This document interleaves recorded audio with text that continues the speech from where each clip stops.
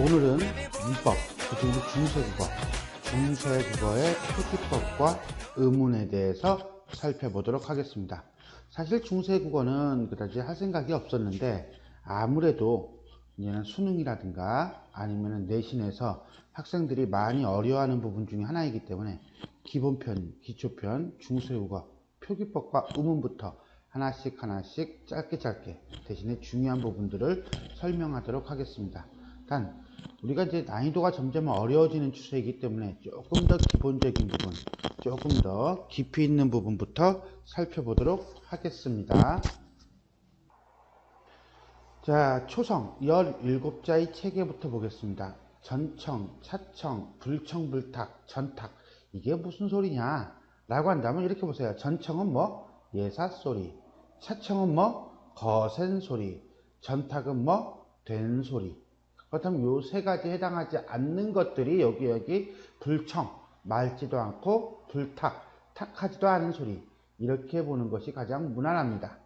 자, 일단 기본적으로 아, 설, 순, 치, 후라고 하는 게 있는데 아는 어금니 소리, 설은 혀설자예요. 혀소리, 수는 입술 순자입니다. 입술 소리, 치는 이치자예요. 이소리, 후는 목구멍이라는 뜻이거든요. 목구멍 소리. 그 다음에 반설, 반치 이렇게 나눠진다 라고 보면 되겠고요.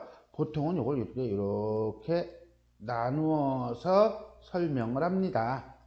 자, 그 다음에 여기 있는 요 굵은 글씨 있죠? 빨간색. 요게 기본자예요.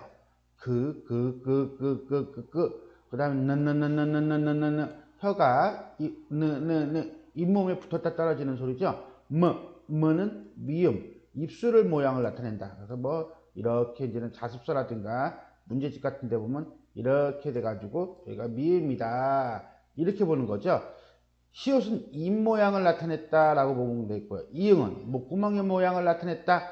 요게 이제는 기본자가 되겠습니다. 그 다음에 이제 느에서 한 번 더 추가하면 드가 되겠죠. 그 다음에 드에서 또 한 번 추가하면 트가 되겠네요. 이런 식으로 이해하면 돼요. 모양이 전혀 다른 것들이 있어요. 예를 들어서 이제는 예디응 같은 거라든가 리을 같은 거 이런 걸 우리가 흔히 이체자라고 한다. 요거에 대한 얘기는 여기서 볼게요. 자청, 전청, 차청, 불청, 불탁, 전탁 이라고 했는데 자, 이것은 각각 예사소리, 거센소리, 울림소리, 불청, 불탁은요. 그 다음에 전탁은 된소리와 대체로 일치한다. 아설, 순, 치우 5개는 소리의 형성, 조음에 주로 관여한 기관을 나타낸다 라고 보시면 되겠고요. 그 다음에 초성 17자 체계는 전탁 6자가 포함되지 않는다.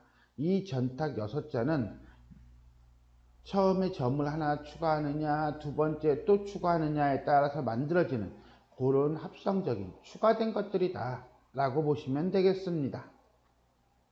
초성자의 이름은 솔직히 우리가 기역, 니은, 디귿, 리을 이렇게 얘기하는데 뭐 기니, 디리 이런 식으로 읽기도 한다. 크게 중요하진 않고요. 그 다음에 붉은 글씨 5글자 기본자라고 했죠. 그 기본자는 그 계열에서 소리가 가장 약한 것이고 각각의 소리의 세기에 따라서 획을 하나 더 더하거나 2번 더하거나 하면서 글자를 만들었다.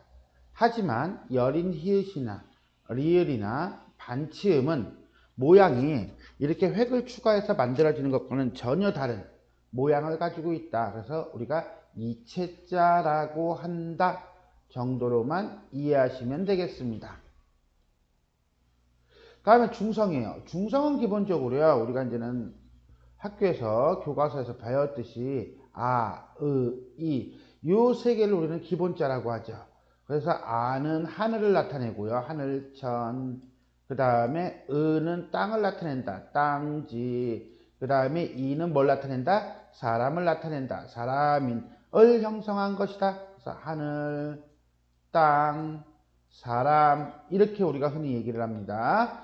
그리고 아와 의와 이가 합성되는 것이 바로 뭐다? 그것이 바로 이제는 아가 예를 들어서 이제는 땅 위에 하늘이 있으면 오, 땅 밑에 하늘이 있어 깜깜하겠다. 그지? 우 이런 식이에요. 이런 걸 우리는 합성자라고 한다 라고 보시면 돼요. 그러면 요거는 모양을 나타낸 거니까 상형자가 되겠네요. 이렇게 단 헤레본이라고 하는 책에서는 17자는 독립된 문자로 취급되므로 합용자가 아니라 기본자, 여기서부터 여기까지를 단모음자라고 본다 라고 보시면 되겠습니다. 자, 받침이에요. 받침이라고 하는 것은요, 우리가 이제는 종성부용초성에서 8종성법에서 7종성법으로 이렇게 바뀌는데, 종성부용초성은 훈민정음 예의에 규정되어 있는 원칙입니다. 그런데 이게 문제는 너무 짧아요. 쓰임기간이. 그래서 거의 없다라고 보시면 돼요. 무슨 뜻이냐? 종성은 받침이죠. 부, 다시, 용, 사용한다. 무엇을, 초성을 해가지고 훈민정음 초성 17자를 모두 종성으로 사용할 수 있는 표기법상의 원칙이다. 그래서 모든 초성은 받침에 쓸 수 있다 라고 해석을 했으나 훈민정음 해례본에 종성은 8자로 충분하다는 규정이 있다는 것을 알고 난 다음부터는 종성은 따로 만들지 않고 초성을 그대로 갖다 쓴다 라고 해석하게 되었다. 근데 난 요게 맞는 것 같기도 해. 학교에서 어떻게 설명했느냐 또는 시험을 볼 때 박스 보기 있죠. 보기에서 어떻게 설명하고 있느냐에 따라 달라진다라고 보시면 되겠습니다. 아무튼 간에 초성과 종성이 의문론적으로 동일성 같다는 사실을 근거로 하여 종성을 따로 만들지 않는다는 원칙이라고 보시면 되겠습니다. 자, 훈민정음의 독창성이 보이는 규정이다. 왜 그러냐면 중국어는 두 개, 음절을 둘로 쪼개요. 그래서 강 그러면 기역과 앙으로 쪼개는데 우리는 어떻게 쪼개요? 기역과 아와 이응에서 세 개로 쪼개죠. 그래서 중국과 전혀 다른 그런 형태를 보여주고 있다. 그래서 이제는 독창성이 돋보인다 라고 하고요. 이런 규칙을 우리는 음절 3분법이다 라고 얘기합니다. 표의 주의 표기법에 해당한다. 그래서 이제는 세종 때에서 주시경 때에서 한글 맞춤법까지 계속 지금까지도 우리는 끊어져 길을 하죠. 거기에 해당한다는 문제. 꽃, 잎, 빛, 초성, 중성, 종성을 다 같이 나누어서 표기한다 라고 보시면 되겠습니다. 자, 두 번째는요, 팔종성 가조경이에요. 즉 이거는 훈민정음 해례본에 나오는 건데 아까 종성부용 초성은 뭐예요? 초성 글자를 전부 다 종성에다 쓸 수 있다라는 거였는데 그러다 보니까 굳이? 왜? 이런 느낌이 오는 거예요. 왜? 그렇게 다 안 써도 되거든요. 그래서 우리는 8글자만 가지고 종성을 사용한다 라고 해서 이제는 8개라고 되어 있는데 이렇게 하니까 너무 복잡해 보이죠? 간단해요. 그, 느, 드, 르, 무, 부, 스, 응. 여기 예딩이 이응 발음 나죠? 요 8가지만 쓴다. 근데 조심해야 되는 건 우리 지금 쓰고 있는 끝소리 규칙하고 달라요. 끝소리 규칙은 요게 없죠. 즉 무슨 소리냐? 옛날 사람들은 스와 드를 발음을 구별했다는 거죠. 지금은 굳이 구별하지 않죠. 그래서 옛날에는 못과 못을 다르게 봤다는 거예요. 근데 우리는 못이나 발음이 같죠. 그래서 끝소리 규칙하고는 다른 경우다 라고 보시면 돼요. 자, 그 다음에 발음상으로는 스가 아니라 뭐였다? 드였다. 조심하자. 요거는 가끔 함정으로 나와요. 표기상으로는 구별해서 표기를 했는데 발음은 그다지 구별하지 않았다. 그러니까는 표기하고 발음이 조금 달랐음을 알 수가 있습니다. 자, 음주의 원칙의 표기법이다. 즉 무슨 소리냐면요. 발음 나는 대로 쓰려고 하는 요소가 들어가 있다는 거예요. 물론 반치음은 팔종성엔 들어가 있지만 종성으로는 계속 쓰이기는 쓰입니다. 그래서 여의갓 그럼 뭐야? 여우의 가족 아시 그러면 아우가 바사 그러면 부수와 빠샤버려 빠샤 이거예요. 자, 그 다음에 리을 기역이라든가 리을 비읍도 그대로 쓰였다는 거. 이런 것들도 우리가 볼 수가 있겠습니다. 자, 다음에는 사성법이에요. 사성법을 우리가 흔히 성조라고 하죠. 즉 무슨 소리냐면 글자 옆에다가 점을 찍는 거예요. 그래서 자, 발음상의 높낮이를 나타낸다. 여기까지는 많이 알아요. 그래서 점이 없으면 낮은 소리, 평성. 점이 하나면 높은 소리, 거성. 점이 둘이면 낮았다가 높아지는 소리, 상성. 근데 조심해야 되는 건 높낮이는 잘 아는데 장단은 잘 몰라요. 그래서 장단도 동시에 나타난다 라고 하는 거예요. 그래서 우리가 상성은 나중에 우리 지금 장음이 되었다. 현대국어의 장음이 되었다 라고 얘기를 하는데 이 장단을 동시에 나타내기 때문에 그냥 장음이 된 게 아니라 원래가 장음이었던 거죠. 원래가 장음이었는데 높낮이는 현대국어에서 사라지고 현 장단만 남은 케이스라고 보시면 돼요. 됐습니까? 여기까지? 그래서 상성은 지금 장음으로 남아있다 정도로 보면 되겠고요. 성조는 16세기 말엽에 완전히 소멸되었다 정도로 보시면 되겠습니다. 자, 평성, 거성, 상성 있고요. 그 다음에 입성이 있는데 입성은 높낮이하고는 상관없습니다.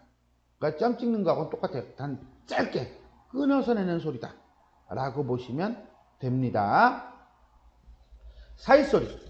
사이소리는요, 명사와 명사가 연결될 때, 즉 합성을 하고 보시면 돼요. 뭐라고? 명사와 명사가 연결될 때, 그때 들어가는 소리를 우리는 사이소리라고 합니다.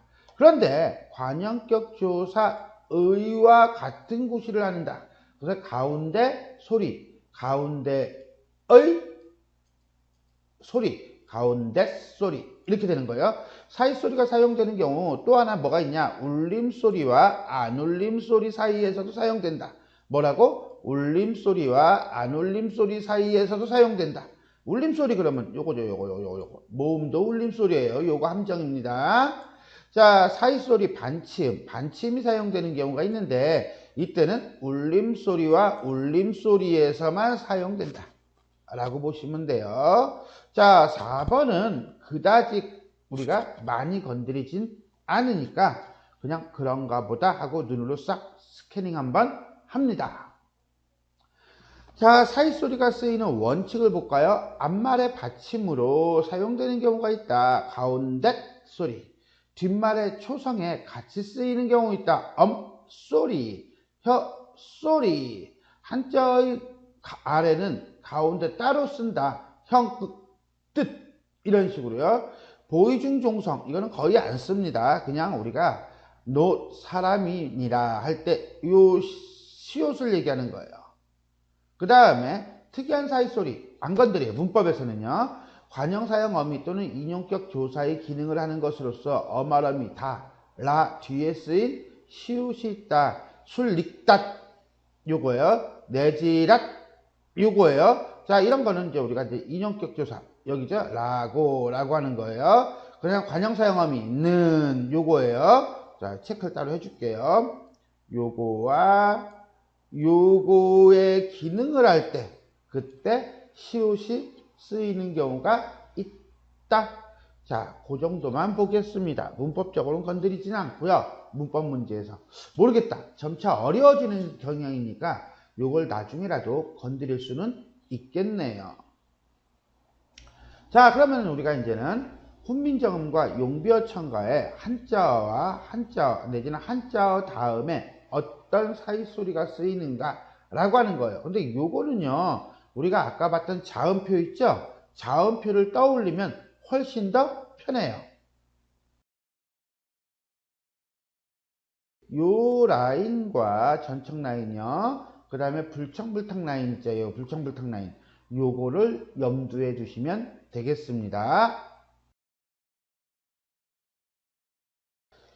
이응과 안울림 소리 다음에는 사이에는 기역이 쓰이고요. 느와 안울림 소리 다음에는 드가 쓰인다. 그 다음에 무와 안울림 소리 다음에는 브가 쓰인다. 무와 안울림 소리 사이에는 브가 쓰이니까 당연히 순경은 미음과 안울림 소리 다음에는 순경은 비읍이 쓰이겠네요. 그 다음에 이응과 안울림 소리 사이에는 여린 희응이 쓰인다라고 보시면 돼요. 다만 울림소리와 울림소리 사이에는 반치음이 쓰인다 정도로만 이해하시겠습니다. 울림소리는 모음도 포함된다고 그랬죠? 세자, 이거는 모음으로 끝나죠? 자, 그 다음에 우리말, 순수한 우리말 사이에서는요, 울림소리와 안울림소리 사이에는 시옷이 쓰이고요.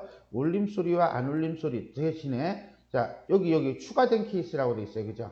예외. 여기에서는 드나 그 다음에 여린 히읗이나 반치음이나 브가 쓰인다 라고 하는 거예요. 그냥 요것만 시옷만 기억해도 여기는 큰 어려움이 없을 겁니다. 실질적으로 여기서는요 한자어 아래 쓰이는 요게 더 시험 문제 많이 나왔다 라고 보시면 되겠습니다. 자, 참고로 여린 히읗이 한자어 모음 뒤에 쓰이면 쾌, 짜 할 때요. 요거는 발음이 없는 거예요. 한자어 리을 뒤에 쓰이면 이영보래. 그래서 여린 히읗이 쓰이는 경우. 그 다음에 고유어 체언 뒤에 쓰이면 사이소리 여린 하늘 뜻 이렇게 되는 거죠. 고유어 용언 뒤에 쓰이면 할, 놈 해가지고 리을 히읗이 전체가 관형사형 어미로서의 역할을 한다 라고 볼 수가 있겠습니다. 자, 지금까지 우리는 중세국어에서 표기법에 대해 살펴보았습니다. 다음엔 의문 규칙에 대해서 한번 살펴볼까요? 규칙보다는 의문이라고 봐야겠네요. 의문이 뭐죠? 발음이 되겠습니다. 순마국어 채널은요, 고등학생 내지는 대입시생을 위한 어떤 국어 전문 채널입니다. 그러다 보니까 주요 내용은 문학작품과 문법을 주로 다루고 있으며 그 다음에 시험에 꼭 필요한 개념어들을 정리하고 있습니다.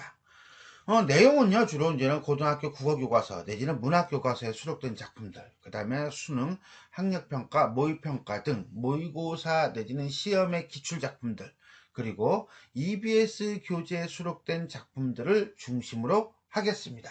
순마국어 채널을 통해서 자, 고등학생들 여러분, 그 다음에 대입생 여러분들 열심히 공부하시고 좋은 결과가 있기를 바라겠습니다. 그런 의미에서 자, 요거 보이시나요? 요거 보이시죠? 그죠? 자, 요게 이제는 구독 버튼이에요. 요 영상의 하단, 오른쪽 하단에 이렇게 있을 겁니다. 자, 구독 버튼 눌러주시고, 그 다음에 좋아요 체크해주시고, 알람 설정해주시면 정말 감사하겠습니다. 자, 지금 중세국어의 의문에 대해서 보도록 하겠습니다. 그 모든 의문을 다 볼 필요는 없고요. 우리가 이제 중세국어에서만 특별히 쓰이는 의문들 있죠. 그 다음에 주의사항들, 그것만 보겠습니다. 자, 이렇게 이제 위에 꽁다리가 있는 거. 어떤 학생은 이걸 열매라고도 하던데, 옛 이응이라고 합니다. 옛날 이응. 이게 응 발음 나요. 그러니까 우리가 지금 초성에서, 현대국어에서 얘기할 때, 우리가 아라고 한다면은, 요거는 발음이 없죠. 그냥 요 아만 있죠. 그러다 여기다 이렇게 쓰면 앙이 되죠. 앙이 된단 말이에요. 이때 요 앙 하는 이 NG 발음, 요게 이제는 여기에 해당한다 라고 보면 돼요. 그래서 요게 예전에는 이렇게 썼다. 그러니까 옛날에는 만약에 이렇게 쓰면은 아가 되겠죠. 하지만 이렇게 쓰면은 뭐가 됩니까? 그렇죠. 앙 이렇게 발음한다. 이렇게 이해하시면 될 거예요. 그래서 예디응은 현대국어의 받침 이응과 소리가 같다. 모양만 다르다. 다른 점은 초성에도 표기가 된다는 거예요. 초성에도 표기가 돼? 그럼 뭐가 되는 거예요? 이렇게 가지고 예를 들어서 이렇게 썼다면은 이건 아라고 발음하면 안 되겠죠. 이렇게 발음하겠죠. 하여튼 간에 뭐 애매하기는 한데 그렇다라고 보시면 돼서 이걸 방을 그러다 방올이 되었다. 정생. 이 끝이 여기 보여요? 여기 조그맣게 써 있는 거? 그렇죠. 정생. 하다가 지금의 중생이 되었다 라고 보시면 돼요. 16세기 말 임진왜란 때 사라집니다. 자, 이건 여린 히읗이에요. 만약에 여기에다 점을 하나 더 찍었다면 히읗이겠죠. 근데 없잖아. 없으니까 여린 히읗이라고 보면 되겠고요. 음가가 뭐야? 그러면 나는 그냥 편의상 흐에다가 약하게 이렇게 하라고 하는데 잘 몰라요, 솔직히. 자, 근데 이거는 음가가 중요한 게 아니고 보통은 기호 내지는 부호로 쓰이는 경우가 많아요. 그래서 고유어 표기 뒤에 된 소리, 뒷말이 된 소리야. 그래서 훈민정음 보면 홀배라는 말이 있는데 홀배가 아니라 홀빼라고 해요. 그래서 홀빼, 갈길 이렇게 발음하라는 어떤 부호로 쓰이는 거지 발음이 있는 거는 아니다. 그래서 어떤 관형사형어의 리을 뒤에 여린 히읗이 나오면 뒤에 뭐다? 뒤에 있는 자음을 된 소리로 한다 라고 보시면 돼요. 또는 사이소리의 기능을 합니다. 고유어 표기 앞에 표기법에서 나왔어요. 표기법에서 보면은 우리가 사이소리와 관련된 거 있는데 거기서 리을과 뿌드 사이에 우리가 이제는 이렇게 사이소리 형상을 써서 하늘의 뜻이라고 하는 의미를 갖는다. 그 다음에 동국 정운식 표기에서 한자음으로 쓰일 때 그때 이제는 초성에 이렇게 쓰이는 경우가 있습니다. 자, 이런 것들이 이제는 사용될 때가 있다. 또는 이영보래, 영으로서 리을을 어떻게 한다? 보완한다 라고 해가지고요. 리을 종성을 가진 모든 한자의 중국음은 뜨 발음이었기 때문에 리을 뒤에다가 여린 이웃을 더하여 뜨 발음을 나게 한다. 이렇게 되는 거예요. 15세기 중엽에 사라집니다. 자, 그 다음에 이응이에요. 이건 이응이 두 가지 기능이 있다. 자, 소리값이 없는 이응이 있다. 그러니까 지금의 초성과 같은 경우죠. 그 다음에 소리값이 있는데, 자, 약간 지혜 약한 음으로 난다. 다라, 아시, 이렇게 소리요. 이렇게 되는 거예요. 소리값이 없는 이응은 15세기 말 동국정운식 한자음 표기법이 폐지됨에 따라 현재의 이응과 같은 것이 되었다. 소리값이 있는 이응은 16세기 말에 소멸되었다. 라고 보시면 됩니다. 다음에 이걸 반치음이라고 하죠. 세모라고 하잖아요. 지발음이 납니다. 나중에는 사라집니다. 주로 울림소리 사이에서 사용되는 경우가 많았다. 즉 모음 아와 모음 아래아 둘 다 울림소리죠. 사이에 반치음이 들어가는 경우예요. 마잠, 마음이 됩니다. 또는 시읒, 불규칙 용언일 때 사용된다. 낫 플러스 아가 나사, 짓 플러스 어가 지서, 닛 플러스 어가 니서 이런 식으로 발음된다. 또는 울림소리와 울림소리 사이에서 사이소리 현상이 나온다. 그래서 눈, 니은이죠. 미음이죠. 둘 다 울림소리죠. 눈물, 눈의 물 이렇게 돼요. 닝금, 말쌈, 닝금의 말씀 이렇게 보이는 경우가 많다. 자, 16세기 말에 소멸되었다. 특이한 예로 반치음이 오히려 지읒으로 강화되는 경우가 있었다. 그래서 몸조가 몸소로, 손조가 손수로, 한줌, 한숨으로, 남진, 남편으로, 삼질. 우리가 삼진날, 할아버지 할머니들이 가끔 쓰시는 게 있어요. 그런 게 여기에 해당한다. 이런 경우는 오히려 특이하게 시옷이 되살아난 예이다. 라고 보시면 되겠네요. 자, 이런 걸 우리가 순경음 비읍이라고 합니다. 순경음 비읍은 나중에 오나 우로 바뀝니다. 자, 그래서 울림소리 사이에 사용되는 경우가 있었다. 표범, 표엄, 알밤, 아람. 몰라, 나도 발음 못해. 불규칙 용언 뒤에 나오는 게 있다. 돕다에다가 아가 붙어서 도바가 되었다가 도아. 양성모음이니까 오로 쓰인 거고요. 곱다에다가 다시 아가 붙어서 고바가 고아. 그럼 줍다에서 주버가 주어. 이렇게 빠지는 거예요. 파생부사에서 사용되는 경우가 있고요. 파생명사에서 사용되는 경우가 있다. 여기서 우리가 좀 봐야 될 게 있다면은 요 단어와 요 단어, 그 다음에 요 단어는 우리가 보고 들어갈 필요가 있습니다.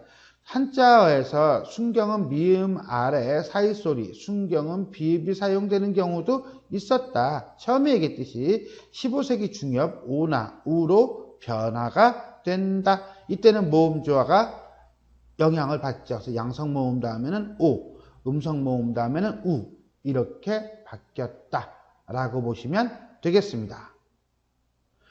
자, 그러면서 우리가 이응과 반치음과 순경음 비읍 같은 경우는 공통점이 있는데 유성 마찰음이고요. 그 다음에 유성음 사이에서 쓰이는 경우가 많고요. 나중에는 결국 사라졌다라고 보시면 돼요. 자, 그 다음에 병서법이에요. 옆으로 나란히 쓰는 거죠. 자, 각자 병사한 글자, 쌍기역, 쌍디귿, 쌍비읍, 쌍지읒, 쌍시옷, 쌍희읍, 쌍이응 같은 경우, 그래서 그다지 널리 쓰이지는 못합니다. 더더군다나 요 두 개는 지금은 완전히 사라졌죠. 자, 하병병서인데 나중에 된소리 표기가 됐는지 어쩐지 모르지만 된소리화 됩니다. 그 중에서도 특히나 자, 이런 것들이 초성에 나오는 경우가 있어요. 초성에 나오는 경우를 우리는 뭐라고 하죠? 어두, 자음, 군이라고 한다. 특이한 거는 자음 3개가 이렇게 같이 쓰이는 경우가 있어요. 이때 어떻게 읽는다? 부스크, 부스트 이렇게 3개를 다 읽는다 라고 이론상으로는 얘기하는데 나도 그냥 부스크, 부스트 이렇게 얘기하거든요. 근데 솔직히 정확한 발음은 잘 모르겠습니다. 다음에 가장 대표적인 거 아래아죠? 아래아, 아와 오의 중간 발음이다 라고 했는데 이건 중요하지 않고요. 이게 중요해요. 사라지는 게 2단계로 갑니다. 그래서 1단계는 16세기 말엽에 2단계, 자 2단계는 18세기 중엽에 사라집니다. 특히나 16세기 말엽에 사라진 2단계는요. 두 번째 음절 이하에서 사용되는데 아가 으로 변해요. 으는 음성 모음이고 아는 양성 모음이거든요. 그래서 여기서 모음조화 현상이 파괴가 됩니다. 마잠이 마음이 되는 케이스예요. 2단계는요. 18세기 중엽으로 첫 번째 음절에서 사라집니다. 요게 아로 바뀝니다. 자, 그렇다면 우리는 어떻게 보면 될까요? 그렇죠. 예를 들어서 마잠이라는 단어가 있다면 이거는 마암이 되겠죠. 반침이 먼저 사라지고요. 그 다음에는 그렇죠. 그 다음에 아래 찍어야 되는데 음이 되겠죠. 의가 먼저 사라지고 그 다음에